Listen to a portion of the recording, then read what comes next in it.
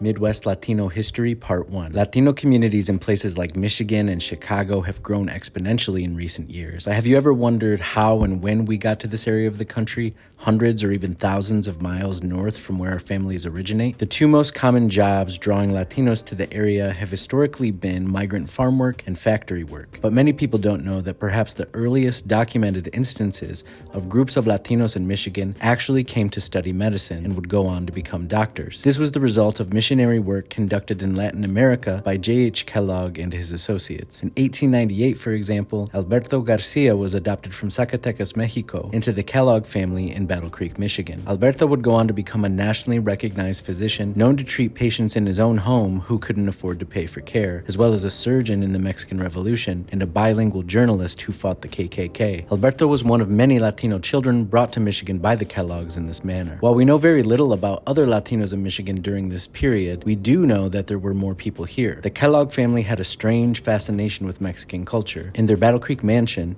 they would host Mexican-themed parties, which included a variety of Mexican workers who were at the parties preparing food and performing music. At one such party in 1907, the Kellogg mansion was elaborately decorated in red, green, and white, and Mexican folk singer Raquel Carter sang in collaboration with an orchestra. Mexican art and artifacts were on display, and a local journalist at the party wrote that, quote, "The guests never tired of examining the strange shrines and idols worshipped by the ignorant people," end quote, apparently referring to the Mexican people who created the artifacts. Another newspaper article describes an earlier Mexican-themed party they held in 1893 at the infamous sanitarium, where, quote, "In one corner stood the Mexican fruit vendor, a native of that country, about 16 years old, who came to this place some 3 months ago for an English education. He wore sandals and had a gay zarape, a coarse blanket, for an outer garment, and a sombrero on his head, and suspended by a strap over his neck was a tray containing models of 20 different kinds of fruit." So these are some very odd instances of Mexican presence in Michigan during the late 18 and early 1900s,